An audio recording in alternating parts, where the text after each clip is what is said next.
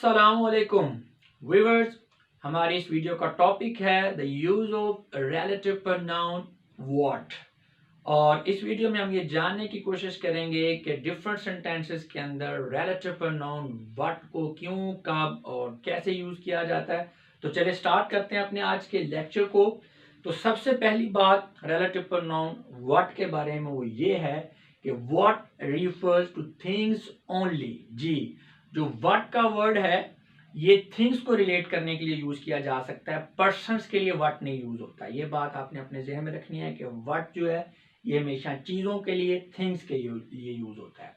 Next point है what is used without expression of its antecedent. जी, relative pronoun what के बारे में यूनिक चीज ये है दूसरे रिलेटिव प्रोनाउंस के साथ अगर इसका कंपैरिजन करवाया जाए कि जो व्हाट का एंटीसीडेंट होता है वो सेंटेंस के अंदर एक्सप्रेस नहीं हो रहा होता। एंटीसीडेंट उस चीज को कहते हैं, वो नाउन भी हो सकता है, प्रोनाउन भी हो सकता है, पर्सन भी हो सकती है, चीज भी हो सकती है, जिसको आपका रिलेटिव प्रोनाउन रिफर कर रहा होता है, जिससे रिलेट कर रहा होता है, उसे हम एंटीसीडेंट कहते हैं।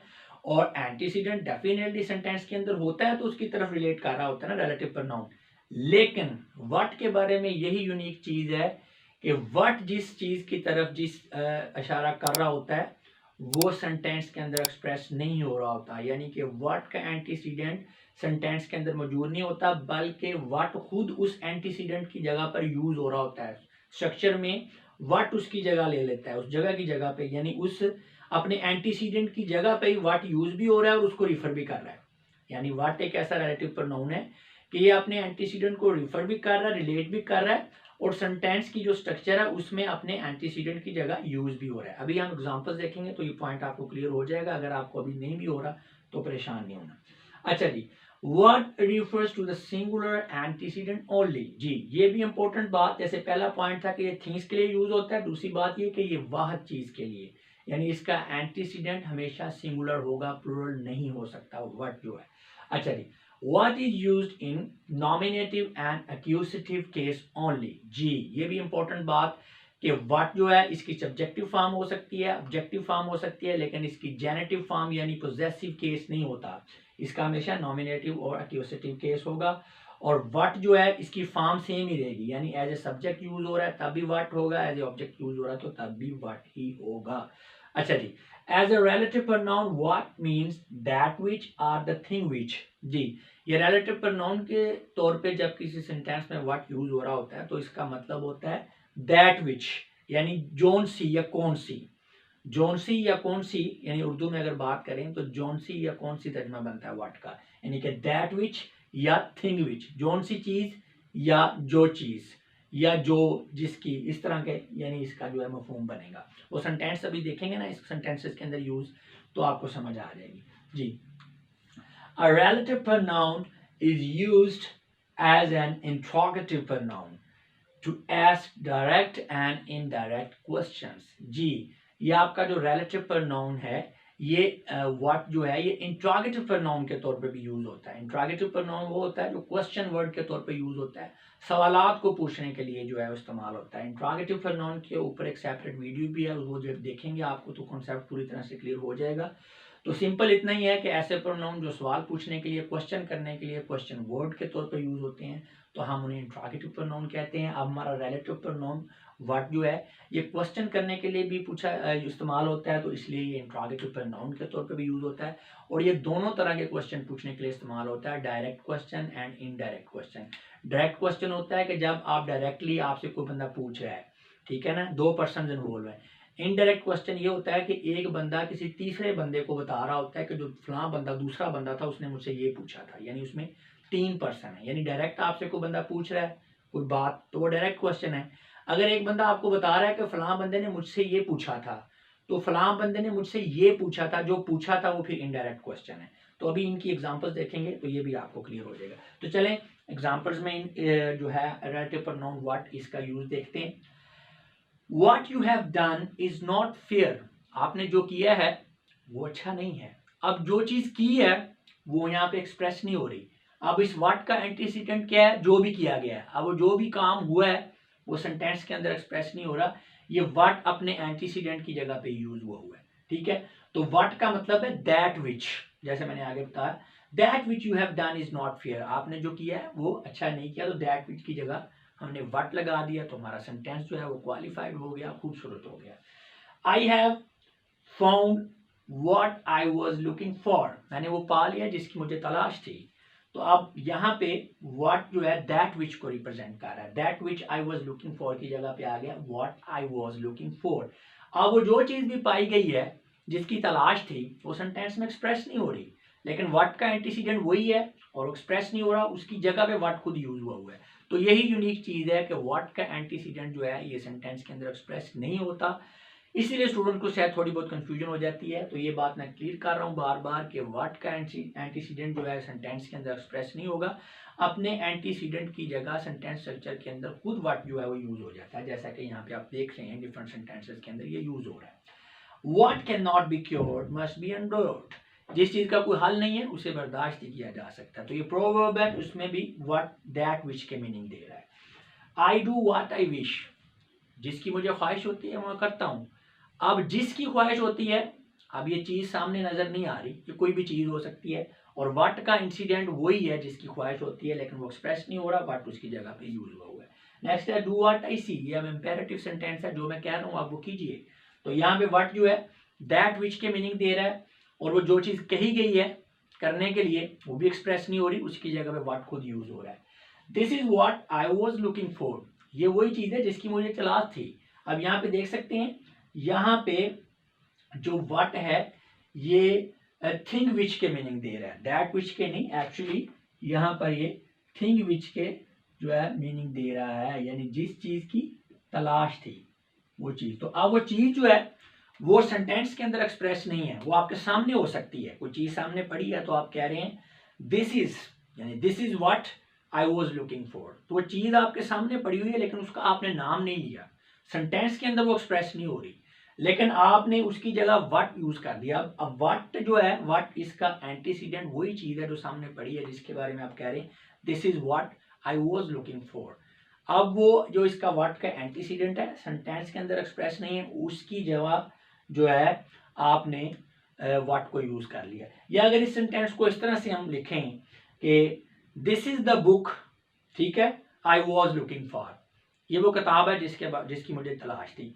तो अब इसका मतलब है, ठीक है, तो वो थिंग जो है वो खुद आई हुई है सेंटेंस के अंदर। अब हमने वो थिंग को रिमूव कर दिया ना, बुक जो है वो नहीं है, तो this is what I was looking for. तो वो जो बुक थी, अब उसका नाम नहीं ले रहे, हम उसका जिक्र नहीं कर रहे, लेकिन व्हाट का एंटीसीडेंट वो बुक ही है, अब उसकी जगह पे खुद, यानी this is the book which I was looking for की जगह पे आ गया this is what I was looking for, यानी वही चीज है, ये वही चीज है जिसकी मुझे तलाश थी। ठीक है, उम्मीद है कि आपको समझ आ गई होगी कि किस तरह एंटीसीडेंट एक्सप्रेस नहीं होता सेंटेंस के अंदर व्हाट का, और व्हाट जो है एंटीसीडेंट की जगह खुद ले लेता है सेंटेंस के अंदर। जी, नेक्स्ट है what as an interrogative pronoun. जी, अब हम कुछ एग्जांपल्स देखेंगे जिसमें व्हाट जो है वो इंट्रोगेटिव प्रोनाउन के तौर पर यूज हुआ है। जी, व्हाट्स योर नेम, आपका नाम क्या है। तो अब यहाँ पे देख सकते हैं कि व्हाट जो है ये रिलेटिव प्रोनाउन के तौर पर यूज नहीं हुआ, यहाँ पे ये डायरेक्ट क्वेश्चन करने के लिए जो है वो इस्तेमाल हो रहा है। व्हाट का मतलब है क्या, व्हाट्स योर नेम, आपका नाम क्या है। व्हाट डू यू डू, आप क्या करते हैं। ठीक है, तो व्हाट जो है यहाँ पे फिर क्वेश्चन कर रहा है और ये डायरेक्ट क्वेश्चन है, और यहाँ पे भी क्या के मीनिंग दे रहा है। What could be the best possible solution to this problem, इस मसले का बेहतरीन हल क्या हो सकता है। तो यहाँ पे भी ये रिलेटिव प्रोनाउन नहीं है, क्या के मीनिंग दे रहा है, और ये डायरेक्ट क्वेश्चन आस्क करने के लिए हम यूज कर रहे हैं, यानी इंट्रोगेटिव प्रोनाउन के तौर पर ये यूज हो रहा है। जी, अब हम दो लास्ट में एग्जांपल देखेंगे इनडायरेक्ट क्वेश्चन की। She asked me what I was doing, उसने मुझसे पूछा कि मैं क्या कर रहा हूँ या क्या कर रहा था। तो आप देख सकते हैं कि व्हाट जो है यहाँ पे इनडायरेक्ट क्वेश्चन, यानी कोई बता रहा है कि फलां बंदे ने मुझसे ये पूछा था, तो व्हाट यहाँ पे इनडायरेक्ट क्वेश्चन करने के लिए इस्तेमाल हो रहा है। He asked me what was the reason of my absence, उसने मुझसे पूछा कि मेरी गैर हाजिरी की क्या वजह थी। तो अब यहाँ फिर ये इनडायरेक्ट क्वेश्चन है, यानी कि कोई तीसरा शख्स जो है वो बात करने वाले से उसने पूछा और वो बता रहा है आगे कि मुझसे फलां शख्स ने ऐसे पूछा। तो इट मीन्स कि जो व्हाट है ये डायरेक्ट एंड इनडायरेक्ट दोनों तरह के क्वेश्चंस को पूछने के लिए इंट्रोगेटिव प्रोनाउन के तौर पर भी यूज होता है। जी व्यूअर्स, तो ये तो था ये तो थी कंप्लीट इन्फॉर्मेशन व्हाट के यूज़ के बारे में। अब आखिर में कुछ एक्स्ट्रा इन्फॉर्मेशन मैं आपसे शेयर करना चाहूँगा, वो ये है कि इस वक्त हम हमारा पढ़ रहे हैं पार्ट्स ऑफ स्पीच को, और पार्ट्स ऑफ स्पीच में हमारा सेकंड पार्ट चल रहा है प्रोनाउन, और प्रोनाउन की डिफरेंट काइंड्स को हम स्टडी कर रहे हैं। पहले हमने पर्सनल प्रोनाउन को पढ़ा, फिर हमने रिफ्लेक्सिव प्रोनाउन को पढ़ा, और अब हमारा चल रहा है रिलेटिव प्रोनाउन। तो पर्सनल प्रोनाउन के बाद जो रिलेटिव प्रोनाउन है, ये सबसे मुश्किल और बड़ा टॉपिक है प्रोनाउन के हवाले से, और स्टूडेंट्स को पर्सनल प्रोनाउन के बाद इसी टॉपिक के यानी जो रिलेटिव प्रोनाउन है इसी के यूज़ के बारे में ज़्यादा प्रॉब्लम होता है, और गलतियाँ भी इसी के यूज़ में स्टूडेंट ज़्यादा करते हैं। मैं अक्सर ये कहता होता हूँ, जब आपको पर्सनल प्रोनाउन और रिलेटिव प्रोनाउन ये ठीक तरह से यूज़ करने आ गए तो समझ लें कि आपको इंग्लिश में लिखना या बातचीत करना जो है वो आ गया। इसलिए ये बहुत इंपॉर्टेंट है और ये बहुत बड़ा टॉपिक है। पर्सनल प्रोनाउन की तरह इसे भी एक वीडियो के अंदर जो है सिर्फ ऑर्गेनाइज नहीं किया जा सकता, कवर नहीं किया जा सकता। इसलिए मुझे इस वीडियो को कंप्लीट करवाने में 15 टेक्स्ट वीडियोस को बनाना पड़ा, और उसके बाद फिर मुझे जैसे हमारा तरीकाकार है कि मैंने रिलेटिव प्रोनाउन जो हैं इनका जो यूज़ है उसके हवाले से करेक्शन ऑफ एरर्स वाली एक्सरसाइजेज सॉल्व करवाई हैं, और इसके अलावा प्रैक्टिस एक्सरसाइजेज भी दी हैं ताकि आपको अच्छी तरह से इनकी प्रैक्टिस भी हो जाए।